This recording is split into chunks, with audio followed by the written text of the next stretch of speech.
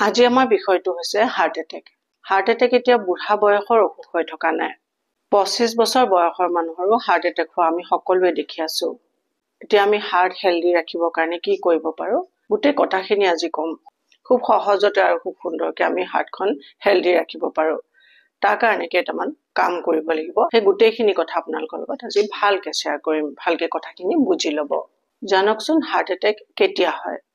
যেতিয়া হাৰ্টৰ মাংসপেশীলৈ তেজ সাপ্লাই কৰা কৰনাৰী আৰ্টাৰিজ ব্লক হৈ যায় আৰু ইয়াৰ সকলোতকৈ ডাঙৰ কাৰণ হৈছে কলেষ্ট্ৰল আৰু ফেট জমা হোৱা।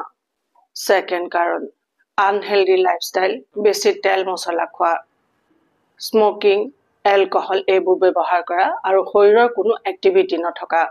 থাৰ্ড নম্বৰ কাৰণটো হৈছে ষ্ট্ৰেছ আৰু টোপনি কম। এই দুয়োটাৰ কাৰণে হাৰ্টত প্ৰেছাৰ পৰে। ফৰ্থ নম্বৰ কাৰণ হৈছে হাই ব্লাড প্ৰেছাৰ আৰু ডায়েবেটিছ।